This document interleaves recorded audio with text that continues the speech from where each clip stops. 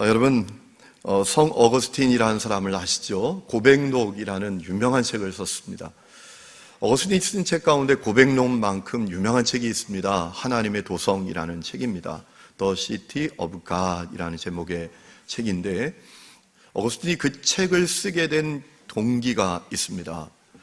주 312년에 로마 황제 콘스탄틴이 놀라운 칙령을 발표합니다. 밀라노 칙령이라는 건데, 내용은 뭐냐 하면 기독교를 공인한다라는 겁니다. 그러니까 기독교인들에게 꿈 같은 현실이 벌어진 거예요. 이제 핍박받지 않고 순교당하지 않고 예수를 믿게 된 겁니다. 얼마든지 예수를 자유롭게 믿습니다. 전도도 할 수 있습니다. 얼마나 놀라운 일이 벌어진 거예요. 그런데 이게 웬일입니까? 얼마 후에 동쪽에서 게르만 민족이 쳐들어옵니다. 그리고 로마를 멸망시킵니다. 그때 어거스틴이 너무나 혼란스러워서 하나님께 항변하며 질문합니다. 하나님, 기독교 국가를 로마 저 야만족에게, 게르만족에게 멸망당하게 하시면 어떻게 합니까? 라고 절규해요. 그런데 얼마 지나지 않아서 놀라운 일이 벌어져요. 여러분, 그 게르만 민족이 그리스도인들이 되는 겁니다. 게르만 민족이 복음화되는 겁니다.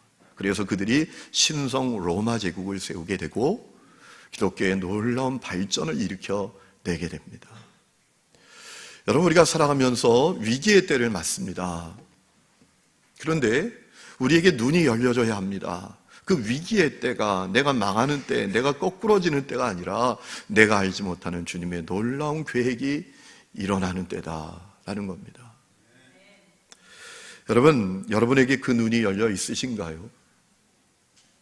이사야 선지자는 주전 740년부터 680년까지 장장 60년 동안 남유다의 네 왕 우시야, 요담, 그리고 아하스, 히스기야 왕이 통치할 때 사역했던 선지자가 바로 이 이사야라는 사람이에요. 여러분, 이 이사야가 예언의 사역을 시작한 것은 어느 날 그가 환상을 보게 되면서부터다라는 사실을 오늘 말씀을 통해서 우리가 알 수 있습니다. 그가 어느 날 환상을 보면서 환상을 보았기 때문에 그의 예언 사역이 시작됐다라는 것입니다. 그 환상의 내용이 어떤 것입니까? 오늘 우리가 읽은 말씀이에요. 자, 1절 말씀을 보니까 높이 들린 보좌에 앉으신 주님을 보았다라고 했습니다. 주님의 옷자락이 성전에 가득한 겁니다. 2절 말씀 보니까 스랍들, 천상의 존재들입니다. 천사들이라고 생각할 수 있습니다. 그들이 하나님을 모셔섰는데 각각 6날개를 갖고 있었어요. 2날개는 얼굴을 가리고 2날개는 발을 가리고, 그리고 2날개로 날개짓하면서 서로 화답하면서 크게 노래하는데 뭐라 노래했습니까? 3절에 보니까 거룩하다 거룩하다 거룩하다 만군의 여호와여, 그 영광이 온 땅에 충만하도다 라고 서로 외치면서 노래하는 장면을 보게 된 겁니다. 그 노랫소리가 얼마나 큰지 성전 문지방이 흔들릴 정도였어요. 여러분, 이사야가 감히 상상할 수도 없었던 하나님의 거룩, 영광, 위엄, 신비함을 경험하게 된 거예요. 환상 가운데 말이죠. 그래서 오늘 5절 말씀에 보면 이사야가 어떻게 하죠? 탄식합니다. 화로다, 나여 망하게 되었구나. 나에게 화가 임했구나. 내가 죽게 생겼구나. 내가 입술이 더러운 자인데, 내가 입술이 더러운 백성 가운데 사는 자인데 그 거룩하고 영광스러운 하나님을 만나게 되었으니 나는 죽게 생겼구나, 나에게 화가 임했구나 라고 탄식할 정도였다라는 것입니다. 여러분, 이런 생각을 해봅니다. 이사야가 이 환상을 어디서 봤을까? 먼저 추측해 볼 수 있는 것은 적어도 성전에서 본 것은 아니다라는 거죠. 성전에 가득하신 하나님을 봤지만 성전에서 이 환상을 본 것은 아니겠구나라는 생각을 해봅니다. 왜냐하면 성소에는 오직 제사장들만, 또 지성소에는 오직 대제사장들만 들어갈 수 있었잖아요. 일반인은 성전에 못 들어가는 시대입니다, 이 시대는. 그러면 이사야는 성전 뜰에서 이 환상을 보았던 걸까요? 아니면 집에서 보았던 걸까요? 여러분, 그것은 중요하지 않아요. 정말 중요한 건 뭔가? 하나님께서 이 환상을 왜 이사야에게 보여주셨는가? 그게 중요합니다. 왜 하나님께서 이 환상을 이사야에게 보여주셨을까? 그게 중요해요. 그 답을 얻는 것이 대단히 중요합니다. 우리는 그 답의 실마리를 1절 말씀에 있는 한 말씀을 통해서 알게 됩니다. 여러분 1절에 이런 표현이 있습니다. 우시야 왕이 죽던 해에 라는 표현이에요. 이 표현은 단지 이사야가 언제 환상을 보았는지를 알려주는 그런 표현은 아닙니다. 이사야의 심리적인 상태가 어땠는지를, 그 당시 유다 백성들의 마음의 상태가 어땠는지를 우리에게 알려주는 말씀이에요. 이사야의 마음에, 또 유다 백성들의 마음에 큰 충격이 임했다는 거예요. 큰 위기감을 가졌다라는 것입니다. 왜냐하면 우시야가 죽었으니까 말이죠. 여러분, 우시야는 대단한 왕이었습니다. 우시야라는 사람은 유다의 10대 왕이었습니다. 그 아버지 아마시아라는 왕은 비참하게도 신하들에게 영모에 의해서 암살당해 죽습니다. 그래서 이 우시야가 16살 때 왕이 됩니다. 그리고 52년 동안 통치를 했는데, 이 우시야는 다윗과 솔로몬 이후에 이스라엘 역사의 황금기를 연 인물이에요. 대단한 왕입니다. 그가 역대하 26장을 보면 우리가 알 수 있는데요, 하나님 보시기에 정직하게 행했고 하나님을 찾았다라고 했습니다. 그뿐만 아니라 대단한 리더십을 갖고 있었습니다. 뛰어난 행정가였습니다. 또 통찰력을 가진 인물이었습니다. 그래서 왕이 되어서 군사력을 증강시킵니다. 30만이 넘는 병력을 양성합니다. 무기를 개발합니다. 그래서 그 주변에 있는 블레셋, 암몬, 아라비아, 마온을 다 격퇴했습니다. 그뿐만 아니라 예루살렘 성벽을 보강하고 또 농업을 장려하고 목축업을 장려해서 발전시킵니다. 나라의 번영의 때를 맞게 했던 거예요. 그런데 이 우시야의 말년이 비참했습니다. 여러분, 그가 얻은 번영이 그의 마음을 교만하게 했던 것 같아요. 어떤 일이 벌어졌는가 하면, 하루는 성전에 들어가서 이 우시야가 분향을 하는 겁니다. 여러분, 그렇게 하면 안 돼요. 왕이라고 할지라도 성전에 못 들어갑니다. 하나님께 예배드리는 그 일은 오직 분향하는 것은 제사장에게 맡겨진 일이었어요. 제사장의 고유 권한이었어요. 그런데 우시야가 어쩐 일인지 성소에 들어가서 분향을 하는 것입니다. 그 소식을 듣고 아사랴 제사장이 쫓아갑니다. 제지합니다. 그렇게 하면 안 된다고. 당신이 왕이라도 이건 아니라고 만류했는데 우시야가 안 됐습니다. 오히려 화를 냅니다. 왜 안 되냐고 화를 냈던 겁니다.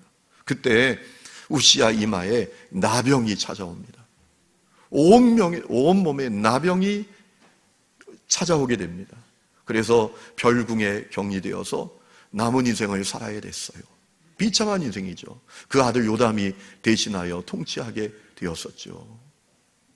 그런데 여러분, 우시야가 죽었을 때 유다 백성들이 충격을 받고 이사야도 위기감을 느꼈을 정도니 이 우시야의 왕의 권위가 어땠는지 우리가 짐작할 수 있었어요. 있습니다. 별궁에 격리되어 살아도 그에게 왕의 권위가 있었다라는 거죠. 그에게 권력이 있었다라는 거죠. 그를 유다 백성들은 희망으로 여겼다라는 것입니다.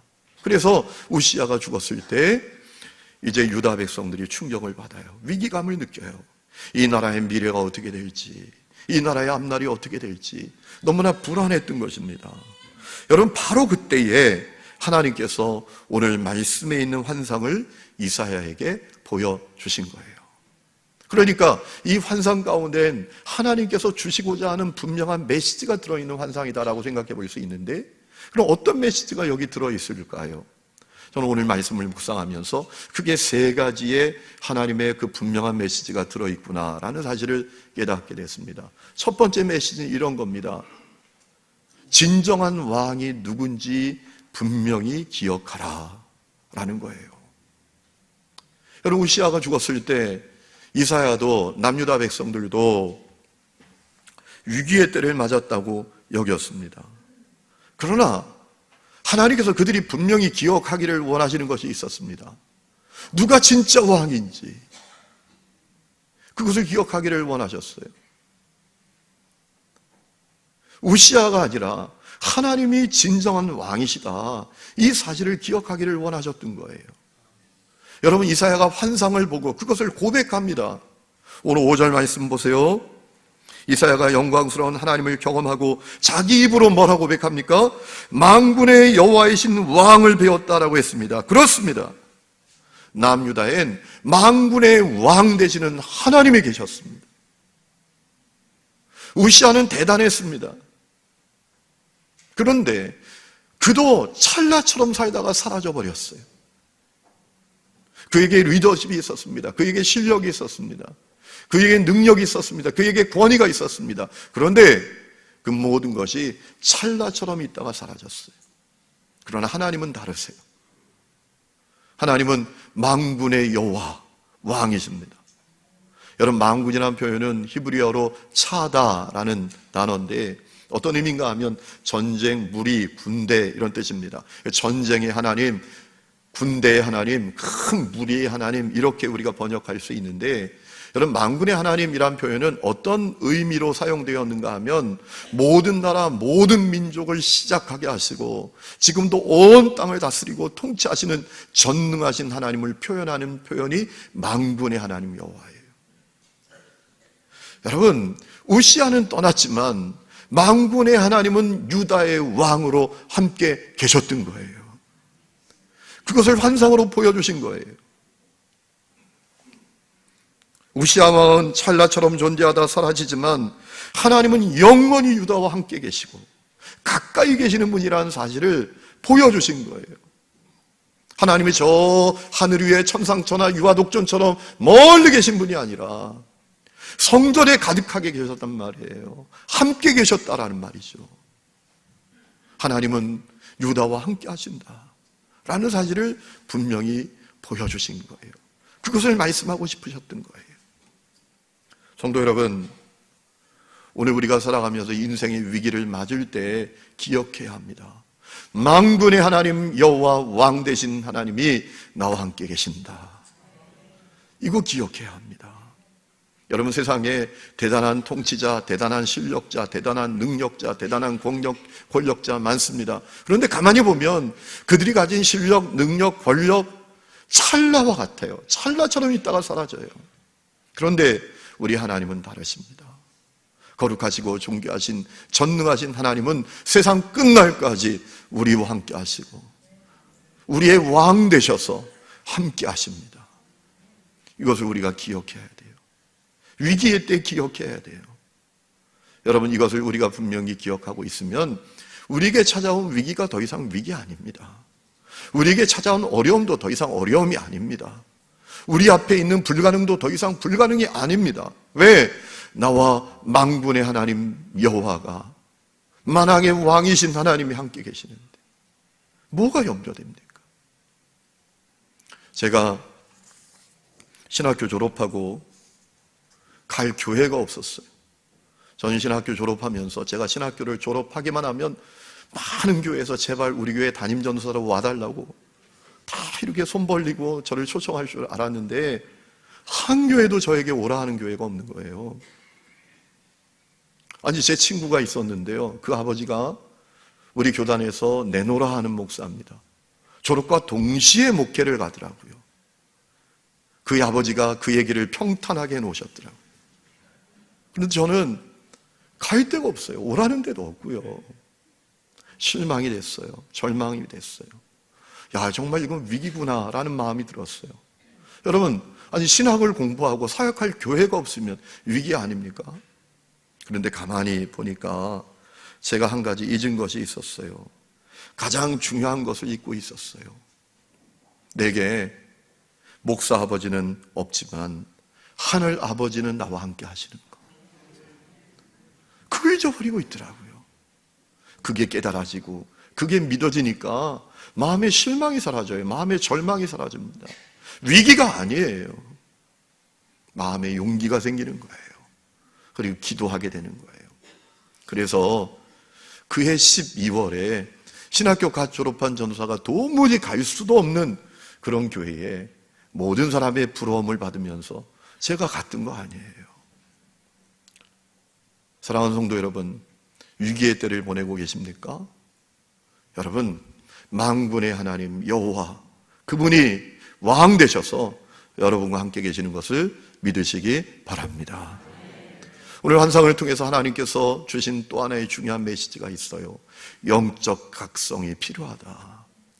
영적 각성이 일어나야 된다라는 거예요. 각성이라는 게 뭡니까? 깨닫는다는 거잖아요. 깨어난다는 거잖아요. 영적 각성이 필요하다라는 거예요. 여러분, 이사야가 하나님의 영광을 경험하고 뭐라고 고백했습니까? 화로다, 나여 망하게 되었도다. 내게 화가 임했구나, 내가 죽게 생겼구나 라고 고백하게 됐잖아요. 이 고백은 어떤 고백입니까? 하나님의 그 영광스러운 빛 앞에서 자신이 얼마나 할 수 없는 존재인지, 추악한 존재인지를 깨달았다는 거예요. 그에게 영적 각성이 일어났다라는 거예요. 여러분, 오늘 우리에게도 이 영적 각성이 필요합니다. 우리가 할 수 없는 죄인들이에요. 추악한 존재입니다. 예수님께서 마태복음 15장을 보면 말씀하신 적이 있지요. 바리새인과 서기관들이 예수님의 제자들이 손 안 씻고 밥 먹는다고 정죄합니다. 비난합니다. 그때 예수님께서 뭐라 하셨습니까? 아주 중요한 말씀을 하셨는데요. 사람 속으로 들어가는 것이 사람을 더럽게 하는 것이 아니라 사람 속에서 나오는 것이 사람을 더럽게 하는 것이다. 무슨 얘기입니까? 우리 존재가 죄덩어리라는 거예요.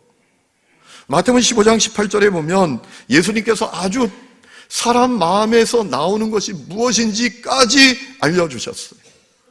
사람 마음에서 나오는 게 뭐냐? 악한 생각, 살인, 간음, 음란, 도둑질, 거짓말, 비방이라고 했습니다.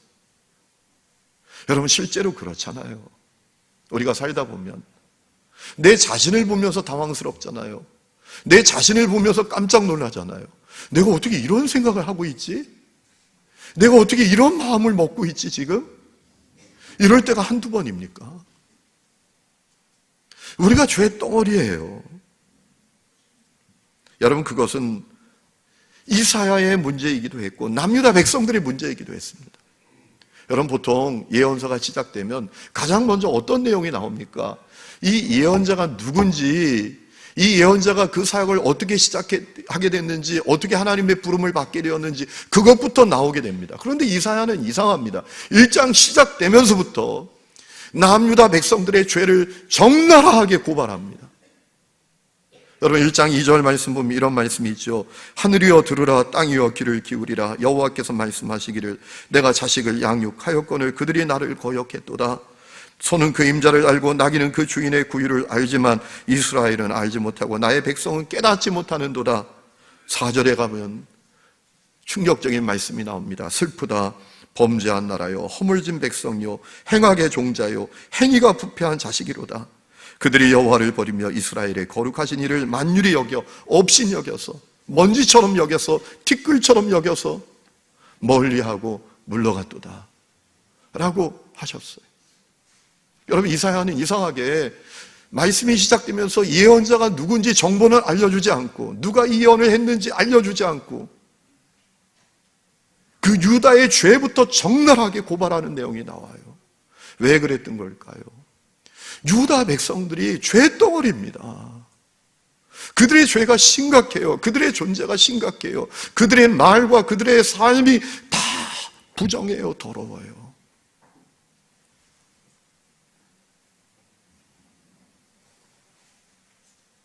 여러분, 그렇기 때문에 유다 백성에게, 그리고 오늘 우리에게 영적 각성이 필요한 거예요. 영적 각성이 없으면 하나님 찾기 어렵습니다. 진짜 신앙생활 하기 어렵습니다. 정말 하나님을 의지하고 갈망하고 의존하기 어렵습니다. 여러분, 배가 고프다고 여겨야 밥을 찾지요. 나에게 절망해야 희망이신 하나님을 찾지요. 나의 죄의 심각성이 깨달아져야 은혜와 용서를 목말라 하지요. 내가 얼마나 할 수 없는 죄인인지, 내가 얼마나 나약한 존재인지, 내가 얼마나 추악한 존재인지 깨달아야, 그 각성이 일어나야 하나님, 나를 불쌍히 여겨주세요. 하나님, 나를 긍휼히 여겨주세요. 하나님, 나는 아무것도 할 수가 없습니다. 내가 하나님을 의지합니다. 이 고백이 나오게 되죠. 영적 각성이 없으면 진짜 신앙생활 시작 안 됩니다. 교회 다녀도 형식이에요. 내가 얼마나 괜찮은 사람인데, 내가 얼마나 아는 것도 많은데, 인생의 경험 나만큼 있는 사람 나와보라 해. 진짜 기도도 안 돼요. 내가 얼마나 할 수 없는 죄인인지, 추악한 존재인지 깨달아줘야, 하나님, 나는 할 수 없습니다. 나에게 선한 것이 하나도 없습니다. 목회도, 가정도, 직장생활도, 아이들 양육도, 죄덩어리인 내가 어떻게 합니까, 하나님? 이 고백이 나오게 되는 거죠.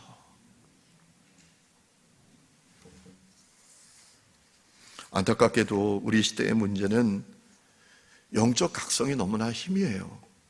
그 중요한 이유가 있더라고요. 다 상대주의화해서 생각하기 때문에 그래요. 쉽게 말하면 이런 겁니다. 그래도 내가 누구보다 낫잖아. 그래도 내가 누구보다 낫잖아. 나보다 더한 놈도 있는데 뭐. 이것이 우리의 기준이에요. 그래서 우리에게 영적 각성이 일어나지 않아요. 내가 얼마나 추악한 존재인지, 할 수 없는 죄인인지 분명하게 깨달아지지가 않아요. 그럼 이사야를 생각해 보세요. 이사야는 다른 사람과 비교하면서 살아갈 때는 화로다, 나여 망하게 되었도다, 이 고백이 나오지 않았어요. 그런데 진리와 거룩이신 하나님 앞에 섰을 때 나에게 화가 임했구나, 내가 망하게 되었구나, 죽게 되었구나, 내가 더러운 입술을 가졌는데, 내가 추악한 존재인데, 할 수 없는 죄인인데, 이 영적 각성이 일어난 거예요. 오늘 이 각성이 여러분 가운데 일어날 수 있기를 주의 이름으로 축원합니다. 그래야 정말 신앙생활 시작됩니다. 그리고 진정한 개혁이 우리 삶과 우리 공동체와 우리 가정에 일어납니다. 오늘 말씀을 볼 때 이사야에게 또 하나의 각성이 일어난 것을 봅니다. 자기가 죄인 되었다, 추악한 존재다라는 각성이 일어났을 뿐만 아니라 자기를 향한, 그런 자신을 향한 하나님의 자비와 사랑이 얼마나 놀라운지를 각성하게 돼요. 여러분, 이사야가 깨달은 게 있어요. 그래, 하나님 앞에 서보니까 내가 할 수 없는 죄인이네, 추악한 존재네, 나는 망하게 되었네, 죽게 생겼네. 그런데 돌아보니까 안 죽었어요. 안 망했어요.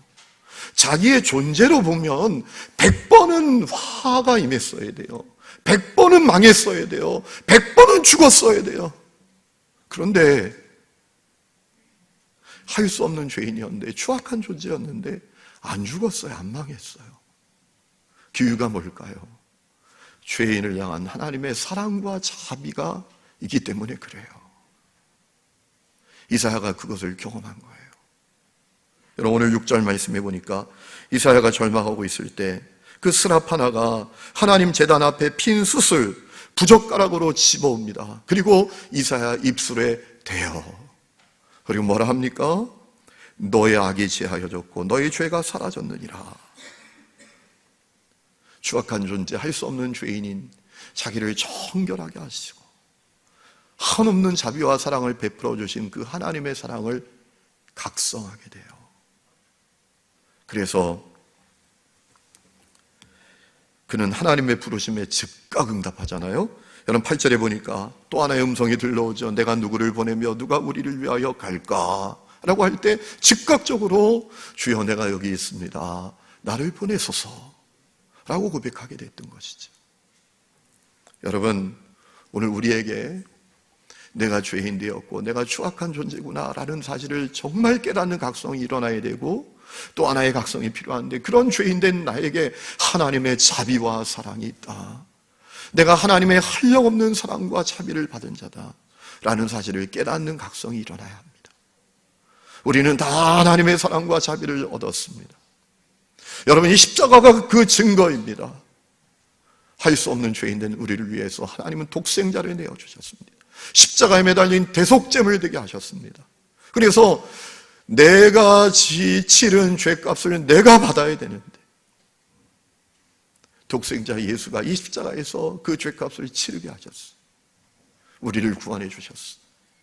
한없는 자비와 사랑을 베풀어 주셨어요. 그 각성이 우리 가운데 일어나야 합니다. 그것은 우리가 위기를 모면하는 것보다 더 중요합니다. 여러분, 사람들은 흔히 위기가 찾아오면 위기를 모면하는 데 관심이 있어요. 그런데 여러분, 위기를 모면하는 것보다 더 중요한 것은 우리에게 각성이 일어나는 거예요. 내가 할 수 없는 죄인이구나, 내가 추악한 존재구나, 그러나 그럼에도 불구하고 하나님의 한량없는 사랑과 자비를 힘입었구나 라는 사실이 각성돼야 하나님을 찾고 하나님을 의지하고 그분 안에 머물러 살죠. 여러분, 위기를 모면하는 것 같아도 하나님과 분리되어 있는 인생은 아무것도 아닙니다. 계속해서 위기를 만납니다. 더 큰 위기를 만나게 됩니다. 그렇기 때문에 우리에게 중요한 것은 위기를 모면하는 게 중요한 게 아니에요. 우리 안에 각성이 일어나는 게 중요한 거죠. 오늘 여러분에게 그 은혜가 있기를 주의 이름으로 축원합니다. 우리에게 속히 각성이 일어나야 돼요. 그거 아니면 아무것도 없어요. 거룩한 가운을 입고 성가대에도 우리에게 각성이 일어나 있지 않으면 아무것도 아닌 거예요.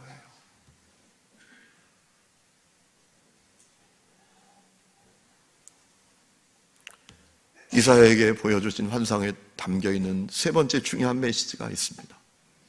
하나님의 뜻에 순복해야 한다 라는 메시지예요. 여러분, 이사야가 즉각 응답하여 사명을 받습니다. 주여 나를 보내소서, 내가 여기 있습니다. 자, 그런데 하나님이 주신 사명이 너무나 당황스러운 사명이에요. 어떤 사명입니까? 유다 백성이 못 깨닫게 하는 사명이에요. 아니, 세상에 이런 당황스러운 사명이 어디 있어요? 여러분, 한번 생각해 보세요. 오늘 제가 이렇게 말씀을 전하잖아요. 그런데 오늘 말씀을 전하는 목적이 여러분이 못 깨닫게 하는 것, 여러분이 못 알아듣게 하는 것이 이 오늘 말씀을 전하는 목적이라면 여러분이 얼마나 황당하겠어요. 왜 전해? 못 알아듣게 할 거면, 못 깨닫게 할 거면 왜 전해? 이런 생각이 들지 않으시겠어요? 그리고 이사야가 받은 사명이 그거예요. 여러분, 9절 말씀 보세요. 여호와께서 이르시되 가서 이 백성에게 이르기를 너희가 듣기는 들어도 깨닫지 못할 것이요 보기는 보아도 알지 못하리라 하여 이 백성의 마음을 둔하게 해라. 이 백성이 못 깨닫게 해라. 그들의 귀가 막히고 그들의 눈이 감기게 하라. 염려하건대 그들이 눈으로 보고 귀로 듣고 마음으로 깨닫고 다시 돌아와 고침을 받을까 하노라. 하나님의 염려가 뭐냐? 이 백성이 깨닫는 게 염려다, 듣는 게 염려다, 볼까 염려다. 아니, 이런 사명이 어디 있어요? 이사야는 이 의미가 어떤 의미인지 알았죠. 그래서 뭐라 말씀드립니까? 주여, 어느 때입니까? 어느 때까지입니까? 내가 언제까지 그렇게 해야 됩니까? 근데 주님께서 뭐라 하십니까? 11절에 보면 주께서 대답하시되 성읍들은 황폐하여 주민이 없으며 가옥들에는 사람이 없고 이 토지는 황폐하게 되며 여호와께서 사람들을 멀리 옮기셔서 이 땅 가운데 황폐한 곳이 많을 때까지니라. 다 망할 때까지 그렇게 하라는 거예요. 가옥도 성읍도 토지도 다 망할 때까지 못 깨닫게 해라. 무슨 의미입니까? 하나님의 계획과 뜻은 유다 백성들이 징계를 받는 것, 심판받는 것, 그것이 하나님의 계획과 뜻이라는 거예요. 그런데 중요한 것은 징계 심판이 목적이 아니에요. 그들 속에 있는 그 죄, 악, 그것을 제거하시기 위해서 징계하시고 심판하시겠다는 거예요. 그리고 놀라운 회복을 주시겠다는 겁니다. 얼마나 놀라운 회복인지. 구루터기를 남겨놓으셨다고 했잖아요. 하나님의 그 놀라운 회복을 이룰 구루터기들, 밤나무, 상수리나무가 베어져도 구루터기가 남는 것처럼 하나님의 그 놀라운 회복의 역사를 이룰 구루터기를 남기시겠다. 끝은 회복이다. 그러나 지금은 징계와 심판이 하나님의 계획이다 라고 말씀을 하신 거예요. 여러분, 이사야는 그 말씀에 순종합니다. 그래서 우리가 이사야서를 쭉 읽어보면 이사야가 말씀을 전하는데 1장부터 39장까지는 심판과 징계에 대한 말씀을 선포해요. 그리고 40장부터 66장까지는 그 징계와 심판 뒤에 하나님께서 이루실 그 놀라운 회복의 역사를 증언하고 있지요.